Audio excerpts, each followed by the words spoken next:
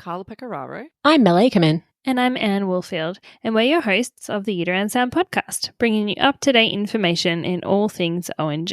This week's episode follows on from last week's topic of early pregnancy loss. Although most women who experience miscarriage will go on to have healthy, normal pregnancies, a small percentage of women will sadly experience recurrent pregnancy loss. Today, we are going to discuss recurrent pregnancy loss, otherwise known as recurrent miscarriage. Now, this is an area that I've always found causes a bit of confusion.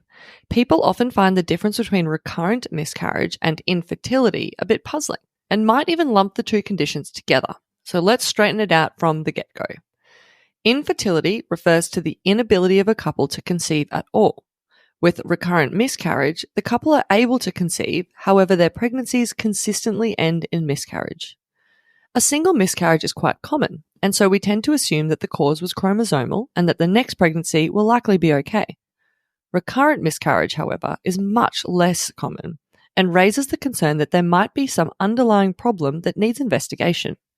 So, what is the definition of recurrent miscarriage? How many miscarriages does somebody need to have before we start investigating for problems? Well, to be honest, it depends on what guideline or organisation you refer to. The new ARCOG guideline published in 2023 defines recurrent miscarriage as a loss of 3 or more first trimester pregnancies under 10 weeks. They do, however, recommend investigation after 2 miscarriages if a pathological cause is suspected. Importantly, these miscarriages don't have to be consecutive. They also don't have to be with the same partner. The American Society of Reproductive Medicine, ASRM, uses the definition of 2 or more failed clinical pregnancies. A clinical pregnancy meaning one diagnosed on ultrasound or histopathological examination. And the ASHRAE guideline uses the definition of 2 or more pregnancy losses. This definition includes biochemical pregnancies and treated pregnancies of unknown location, but doesn't include ectopic or molar pregnancies. While there isn't a separate RANZCOG guideline, in Australia we tend to agree with the ARCOG and define recurrent miscarriages as 3 or more miscarriages. Okay, there you go. And how common is it for a woman to have recurrent miscarriages? As we mentioned in last week's episode, the chance of one pregnancy ending in miscarriage is about 15%. About 5% of women will have 2 miscarriages in a row, and less than 1% of women will have 3 miscarriages in a row.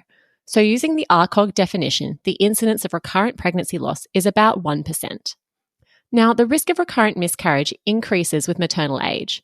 Up until age 34, the rate of miscarriage is about 15%. Beyond 35, that rate rises to 25%. It becomes 51% after age 40 and up to 93% after the age of 45. The risk of recurrent miscarriage is also increased as the number of miscarriages increases. After 1 miscarriage, the chance of miscarrying in the next pregnancy is about 11%. After 2 miscarriages, the chance of a subsequent miscarriage is 17%. And after 3 miscarriages, the chance is almost 30%.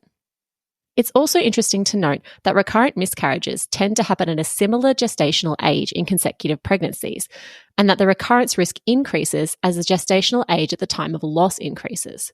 So we said before that the most common cause of miscarriage is chromosomal abnormalities. Do we know what causes recurrent miscarriage? Well, actually, the most common cause of recurrent miscarriage is also chromosomal abnormalities. This accounts for about 40% of cases, and the risk of this does increase with age. It's important to note, though, that up to 25% of these patients may have a coexisting pathology, and that's why we perform all of our investigations. The next most common cause is antiphospholipid syndrome, or APS. APS is an acquired thrombophilia and accounts for up to 20% of recurrent pregnancy losses. It's the most important and treatable cause. The mechanism behind the cause of recurrent pregnancy loss in APS involves the inhibition of trophoblastic function and differentiation, the activation of complement pathways at the maternal-fetal interface, and activation of an inflammatory response. This inflammatory response then elicits thrombosis in the uteroplacental vessels, causing a miscarriage. Another major cause is either a congenital or acquired uterine structural anomaly. These occur in about 10 to 15% of patients with recurrent miscarriage versus an incidence of 7% in all women. The most common congenital uterine anomaly causing recurrent pregnancy loss is a septate uterus. Other anomalies include a bicornuate uterus. Interestingly, uterine didelphys and unicornuate or arcuate uterus does not appear to be associated with recurrent first trimester miscarriage. The fetal survival rate in women with untreated septate uterus is 6 to 28%, and the miscarriage rate is greater than 60%. The longer the septum, the worse the prognosis. The mechanism by which a septate uterus causes pregnancy loss is not clearly understood, but poor blood supply to the septum leading to poor implantation is one possibility. Acquired uterine anomalies include fibroids and adhesions like Asherman syndrome. Submucosal fibroids have the greatest effect on pregnancy, whereas an intramural or subserosal fibroid is much less likely to have an impact at all. There is no data showing a relationship between endometrial polyps and recurrent pregnancy loss. Adenomyosis has also been shown to be associated with pregnancy loss, and it's thought that inflammatory changes are to blame. There are also a few endocrine factors that can contribute to recurrent miscarriage. Certainly, overt hypothyroidism increases the rate of miscarriage. Hypothyroidism and subclinical hypothyroidism are important conditions that we tend to screen for when we investigate recurrent miscarriage. Diabetes is another well-known cause. Typically, women with poorly controlled diabetes with a HbA1c of over 8% are more likely to experience pregnancy loss. However, well-controlled diabetes and treated thyroid dysfunction do not increase the risk of miscarriage. Hyperprolactinemia can also contribute to recurrent pregnancy loss. PCOS is another condition associated with an increased miscarriage rate. It's not exactly known why, and it may be related to insulin resistance or other hormonal changes which may affect the endometrium. Another important cause that we look for is parental chromosomal abnormalities.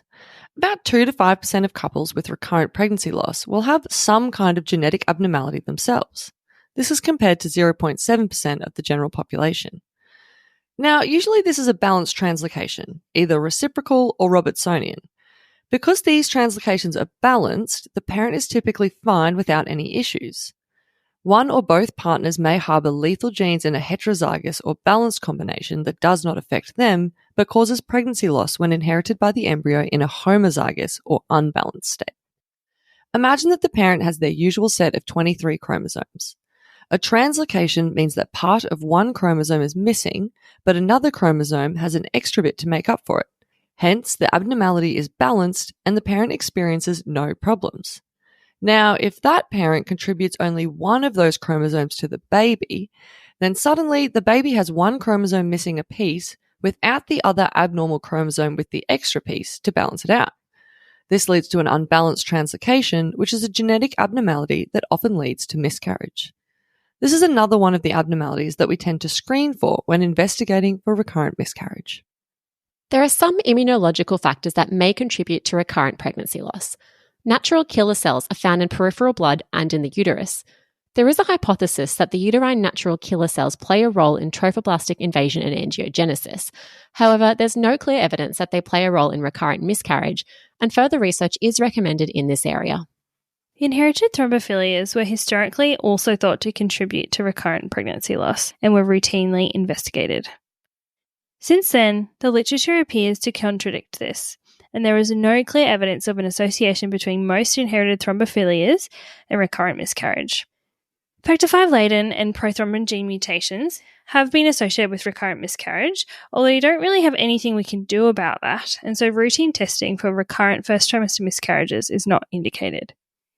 The ALIFE-2 study is currently underway, looking at the role of low molecular weight heparin in women with recurrent miscarriage and hereditary thrombophilia. If this study shows that heparin does improve outcomes, then screening for thrombophilia for recurrent pregnancy loss may then be recommended. Interestingly, there's also a male contribution. There is an association between sperm DNA damage and recurrent pregnancy loss. And we know that sperm quality is directly related to lifestyle. Things that affect sperm quality include age, smoking, alcohol consumption, exercise, and body weight. Unfortunately, there's no real way to assess the contribution of sperm damage to recurrent miscarriage, and the use of semen analysis and DNA testing is debated. Okay, so let's do a quick summary. Recurrent miscarriage refers to 3 or more miscarriages, although the definition does vary in the literature.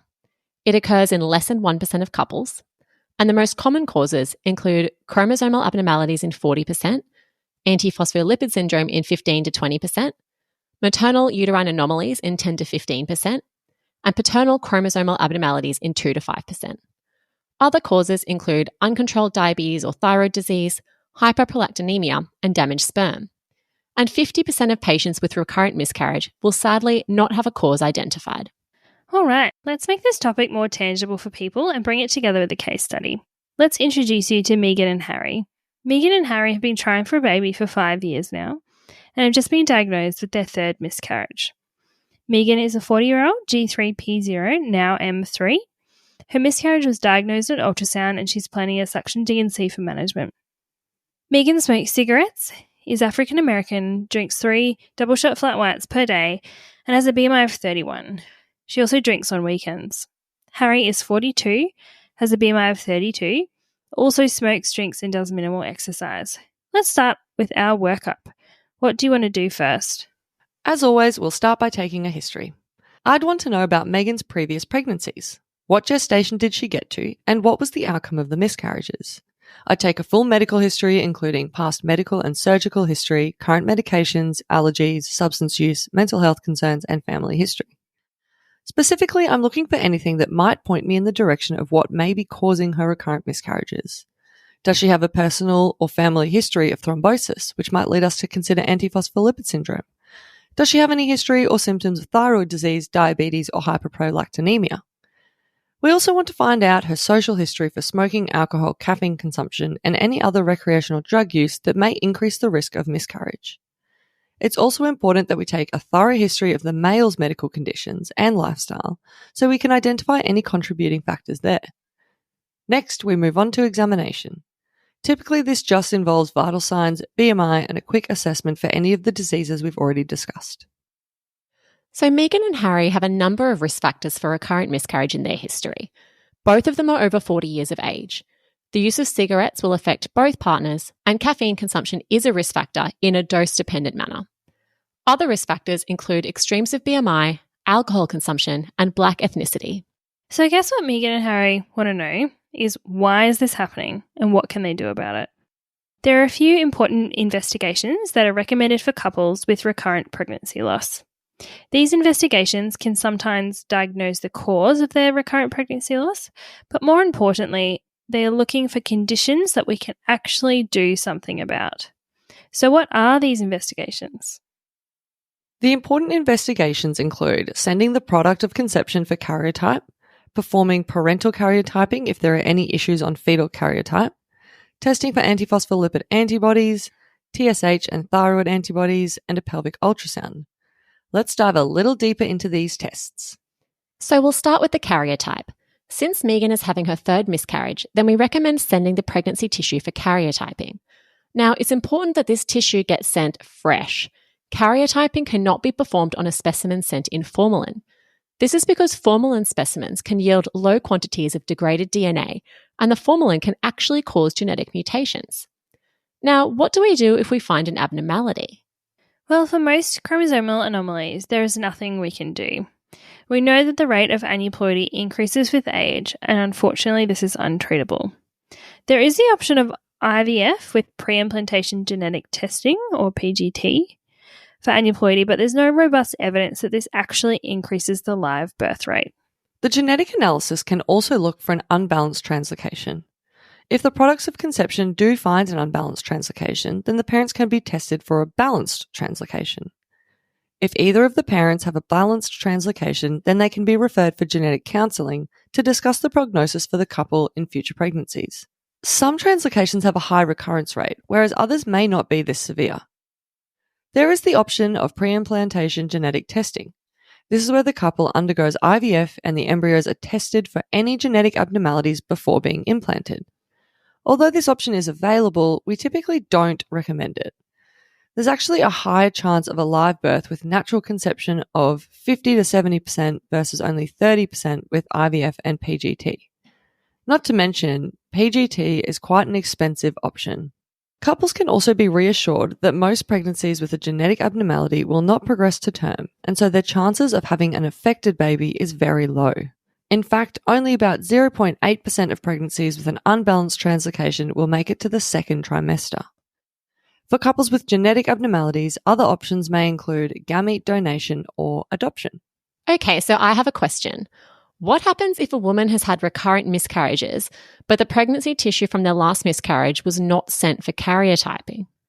If there's no products of conception available for genetic testing, then direct parental karyotyping is recommended. ASRM and some of the European societies for obstetrics and gynecology recommend this for all couples with recurrent miscarriage. Okay, so from an investigation perspective, send the products of conception fresh for karyotyping or arrange for parental karyotyping if these aren't available, or both. What's next? So our next most useful investigation would be to check for antiphospholipid antibodies. These include lupus anticoagulant, anticardiolipin antibodies, and anti-beta-2 glycoprotein. What we are looking for is whether Megan has antiphospholipid syndrome or not. Antiphospholipid syndrome is a systemic autoimmune disorder characterized by thrombosis and/or pregnancy loss in the presence of persistent antiphospholipid antibodies. ABS has specific diagnostic criteria which involves both clinical and biochemical elements. The biochemical part requires moderate to high titers of anticardiolipin or high titers of anti-beta-2 glycoprotein or lupus anticoagulant on 2 separate occasions at least 12 weeks apart and not within 12 weeks of pregnancy, or at least having the second test confirmed outside of pregnancy. The clinical criteria can be divided into vascular thrombosis, involving veins, arteries, or small vessels, or pregnancy morbidity. Obstetric clinical criteria include one of 3 consecutive miscarriages under 10 weeks gestation, 1 or more fetal death after 10 weeks with normal fetal morphology, or 1 or more preterm birth underneath 34 weeks due to preeclampsia or placental insufficiency. In order for recurrent miscarriage to count in the diagnosis of antiphospholipid syndrome, it's important that maternal anatomic, hormonal, or chromosomal abnormalities have already been excluded. Now, interestingly, with antiphospholipid syndrome, the type of antibody you have affects your risk of miscarriage. Lupus anticoagulant has the strongest association with recurrent miscarriage, whereas anti-beta-2 glycoprotein has a very weak association that actually doesn't reach statistical significance. Next, we want to evaluate for structural uterine anomalies. We can always start with a regular 2D ultrasound, but the best would be a 3D ultrasound. A 3D ultrasound is very accurate in defining uterine structural pathology. It has a high sensitivity and specificity and can distinguish between a septate uterus and a bicornuate uterus. Sonohysterography is more accurate than a hysterosalpingogram in diagnosing uterine malformations. ESHRE recommends using sonohysterography if a 3D ultrasound isn't available or if you're checking the tubes at the same time. Wait, what? What's the difference between the two? A sonohysterogram is an ultrasound scan where the sonographer places a small catheter in the cervix and instills a fluid medium, usually normal saline, into the uterine cavity. This allows better visualization of the endometrial cavity and detection of abnormalities like fibroids, polyps, or septa. You can also see if the fluid flushes through the tubes, indicating whether they are patent or not. A hysterosalpingogram is an X-ray image that uses contrast dye instilled into the uterus and fluoroscopy to visualize the outline of the uterus. In general, a sonohysterogram is better and involves less radiation. For more complex malformations or diagnostic difficulties, an MRI or hysteroscopy, DNC, and laparoscopy may be necessary. And if you remember back to med school embryology, the renal tract is closely linked to the genital tract, and thus if there's a Müllerian anomaly, arranging for imaging of the renal tract is also really important. So next we move into our endocrinology investigations. Now, typically this just involves a TSH and thyroid peroxidase antibodies. If the TSH is abnormal, then we can follow up by testing for T4. Testing prolactin is only recommended if there are symptoms of hyperprolactinemia, and routine testing for PCOS is not recommended. Testing for ovarian reserve, fasting glucose, fasting insulin, androgens, elevated free androgen index, and luteal phase progesterone are all not recommended. Now back to the males. As we already discussed, we recommend assessing lifestyle factors. ESHRE states that you can consider arranging a sperm analysis for diagnostic purposes. ARCOG does not recommend a semen analysis outside of research.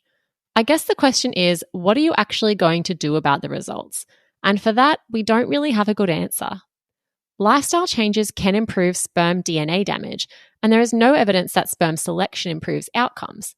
So it makes sense to us that you don't do the test unless you're going to do something about the results. So we've already discussed antiphospholipid syndrome as an acquired thrombophilia, but what about inherited thrombophilia? In those with recurrent miscarriage, we don't recommend testing for inherited thrombophilia. ARCOG recommends testing for factor V laden, prothrombin gene mutation, and protein S screen in the context of a second trimester miscarriage only. Other things that we do not test for include immunological screening such as HLA, cytokines, and natural killer cell tests. Summary time. The important investigations in the workup of recurrent pregnancy loss include sending the products of conception from the third miscarriage for genetic testing, and remember to send it fresh instead of in formalin. Depending on the results of that carrier type, consider parental genetic testing. Test for antiphospholipid syndrome with lupus anticoagulant, anticardiolipin antibodies, and anti-B2 glycoprotein.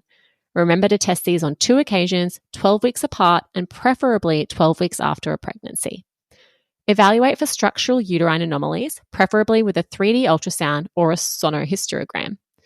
Arrange for thyroid function tests including TSH and thyroid peroxidase antibodies, and possibly consider a semen analysis or assessment of DNA fragmentation. Let's bring this back to our case. You send Megan and Harry for all of the investigations and you finally get back her results. The products of conception have a normal carrier type, her TSH and thyroid antibodies are normal, but her antiphospholipid antibodies are positive and her 3D pelvic ultrasound demonstrates a septate uterus. Megan and Harry are desperate to have a baby. What can we do now to help them? So first, I would discuss the lifestyle options for this couple. Remember, this is important for both members. It includes the usual advice like smoking cessation, reduction in caffeine and alcohol, and advice regarding diet and exercise. Although it's not applicable to Megan and Harry, optimizing management of diabetes and treating any thyroid disease would also be important. Next, we want to address antiphospholipid syndrome, although there's not a whole lot we can do about this until Megan and Harry fall pregnant again. Antiphospholipid syndrome is one of our most treatable causes of recurrent pregnancy loss. Treatment with heparin and aspirin improves live birth rates and reduces miscarriage rates by about 50%. We recommend treatment with low-dose aspirin and heparin from a positive pregnancy test until 34 weeks gestation. Now, most of the studies actually used unfractionated heparin, but there was a study that showed that clexane is just as good, and it has a better safety profile. So for that reason, we use clexane. It's important to remember that there is no benefit in treating women with unexplained recurrent pregnancy loss with aspirin and heparin. This is covered in 2 Ranscog landmark trials, SPIND and ALIFE, and we'll cover them in more detail in an Evidence with Anne episode. Something we can address before the next pregnancy, though, is the septate uterus. One study on hysteroscopic resection of a uterine septum showed a reduction in the miscarriage rate from 42 to 12%. Now, the evidence for this varies, and Eschre suggests that although resection might reduce miscarriage rates, it actually has no impact on live birth rates, and so there's no strong recommendation for this. It would still be important to counsel the woman regarding the risk of perforation and Asherman syndrome with hysteroscopic surgery. With regard to the treatment of fibroids, hysteroscopic resection of submucosal fibroids may increase the live birth rate, but there really is insufficient evidence. There is also a lack of evidence regarding the surgical correction of uterine cavity defects, including other fibroids, polyps, or adhesions. Unfortunately, with the removal of intrauterine adhesions, there's always the possibility of this recurring. There's also a higher rate of Asherman syndrome. You may need to know for the exams about some more advanced procedures, including a metroplasty or uterine reconstruction. A metroplasty is the surgical reconstruction of a bicornuate uterus into a uterus with a single cavity. Essentially, this is not recommended. So that covers how we might manage a couple with antiphospholipid syndrome or a septate uterus. And we spoke before about what to do if the fetal or parental carrier type is abnormal. But what we haven't covered is what to do with the thyroid function tests and antibodies. I mean, obviously, if the patient has overt hypothyroidism, you should treat that. But what about subclinical hypothyroidism and positive antibodies? This is an area of contradiction in the guidelines. Some of them suggest that women with subclinical hypothyroidism with positive antibodies should be treated with thyroxine to maintain a TSH greater than 2.5. This view is not shared by ARCOG or SRA, given the recent T4 Life trial, which showed no benefit of thyroxine treatment. Okay, time for another summary for our listeners. The mainstay of treatment in recurrent miscarriage include lifestyle changes. In those with antiphospholipid syndrome, low-dose aspirin and heparin from a positive pregnancy test until 34 weeks. In those with a septate uterus, hysteroscopic resection of the septum. Possibly hysteroscopic resection of submucosal fibroids might be helpful, and referral for genetic counselling if there is a genetic anomaly found. So that sums up what we can do for our patients with treatable causes. But what about the 50% of women with recurrent miscarriage who don't have a clear cause? What then?